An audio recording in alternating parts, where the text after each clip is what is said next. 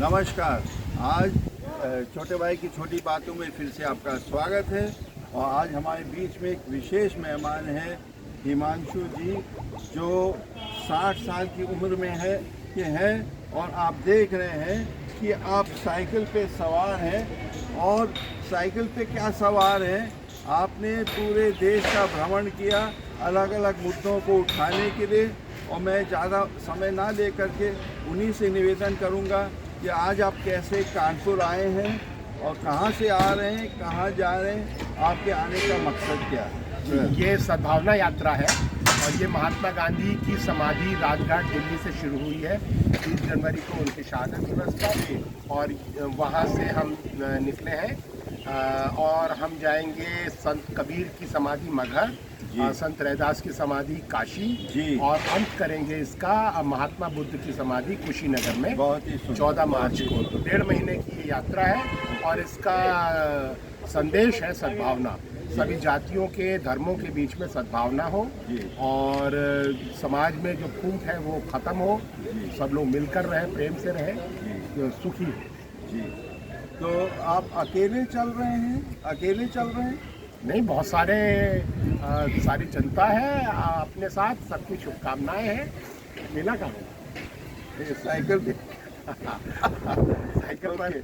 Sir, आपने अभी जिक्र किया खास करके आपके परिवार की जो भूमिका है, गांधी जी के साथ आपके पिताजी रहे, उसके बारे में संक्षिप्त में बताएं, फिर हम छत्तीसगढ़ का अनुभव के बारे में पूछेंगे। जी, तो मेरे परदादा जो हैं वो उत्तर प्रदेश में महर्षि दयानंद के सबसे प्रथम शिष्य थे। मेरे परदादा पंडित बिहारी लाल शर्मा वो महर्षि दयानंद को लेकर उत्तर प्रदेश आए थे और महर्षि दयानंद मुजफ्फरनगर में हमारे घर में ठहरते थे। उसके बाद मेरे ताऊ पंडित ब्रह्म प्रकाश शर्मा वो सीनियर कांग्रेस लीडर थे। जवाहरलाल नेहरू हमारे घर में आते थे। लाल बहादुर शास्त्री 2 साल हमारे घर में रहे मुजफ्फरनगर में। चंद्रशेखर जी जो प्रधानमंत्री रहे वो हमारे घर आते थे। इसके अलावा चरण सिंह जी हमारे पिताजी हमारे ताऊ जी के दोस्त थे, वो घर आते थे। तो 5 प्रधानमंत्री हमारे घर में आते थे। तो आप उनसे कम नहीं हैं। जी नहीं। तो उसके बाद मेरे पिताजी लक्ष्मींद्र प्रकाश, जिनको प्रकाश भाई के नाम से जाना जाता है, उन्होंने 1942 के भारत छोड़ो आंदोलन में हिस्सा लिया। फिर वो गांधी जी के साथ उनके आश्रम में रहे, विनोबा भावे के भूदान आंदोलन में रहे। तो मैं उनका बेटा हूँ और उन्हीं के दिखाए प्रेरणा से फिर हमने भी बस्तर के पद चिन्हों पे आप चल रहे हैं। जी, हम लोग गौरवान्वित हैं कि आप हमारे बीच में आए हैं। और सर, आप 21 गियर के साइकिल चला रहे हैं, पूरा हेलमेट वगैरह कायदा होता है, क्योंकि मेरा बेटा भी साइकिल बहुत चलाता है, पूरे इंडिया में चला है, तो इसलिए हमको बहुत अच्छा लगा आपका ये देख करके। अब सर, आपने जिक्र किया अपना छत्तीसगढ़ का अनुभव दंतेवाड़ा का, तो वहाँ बताने का आपका आश्रम भी था, उसको बुलडोज़र से उड़ा दिया गया।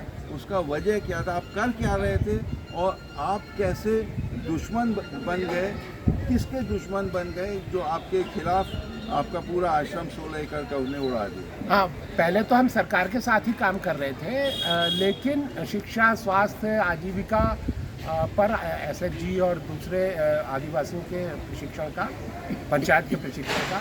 लेकिन जब पूंजीपतियों के लिए आदिवासियों की ज़मीनें छीनने का सरकार ने वहाँ काम शुरू किया। ये कब हुआ सर? 2005 में सलवा जुलूम नाम का एक अभियान शुरू किया गया, जिसमें आदिवासियों की ज़मीनें बड़ी कंपनियों के लिए छीनने के लिए आदिवासियों के 650 गांव जलाए गए, हज़ारों आदिवासियों की हत्या की गई, बड़े पैमाने पर आदिवासी महिलाओं से बलात्कार किया गया।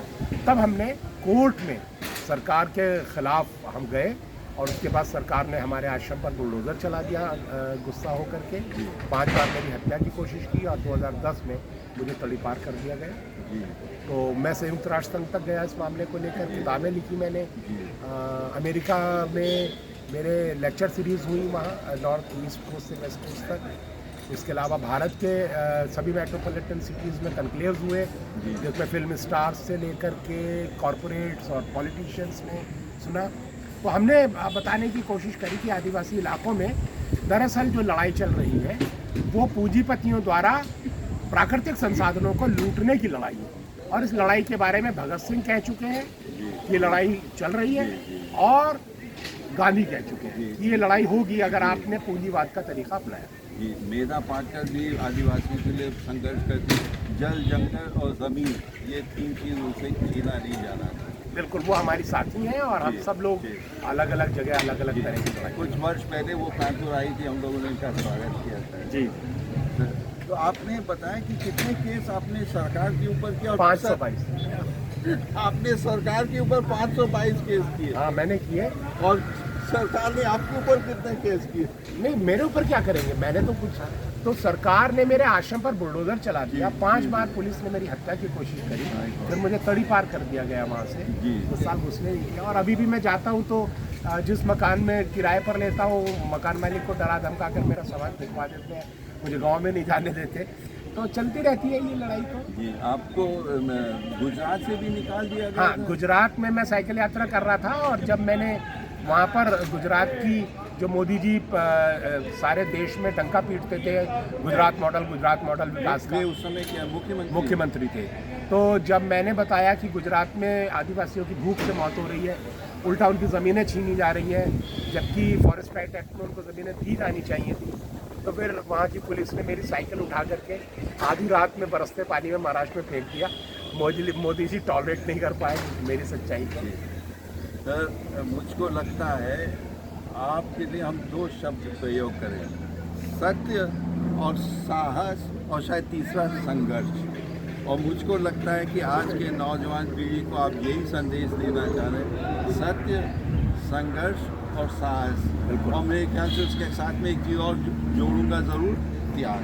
क्योंकि जो आपने त्याग किया है, आपने कहा कि शादी के 20 दिन बाद आप पति पत्नी दोनों उठ के आपने हनीमून मनाया छत्तीसगढ़ के गाँव। तो असली बात यह है कि इंसान और जानवर में फ़र्क यही है कि जानवर हमेशा जानवर रहता है, लेकिन इंसान अपने हालात में बदलाव लाता है।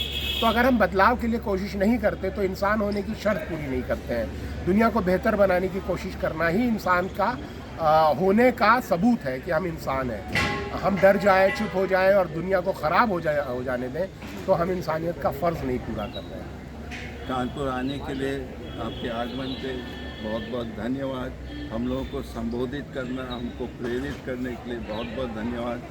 ऊपर वाले ईश्वर से प्रार्थना करते हैं कि आगे का रास्ता भी आपका सुरक्षित मंगलमय हो, और जो आपका संदेश है चाहे हमारे माध्यम से, दूसरों के माध्यम से दूर दराज तक पहुँचे। बहुत बहुत धन्यवाद। आपसे निवेदन है कि प्लीज़ लाइक करिए, सब्सक्राइब करिए, शेयर करिए, कमेंट करिए। जय हिंद। जय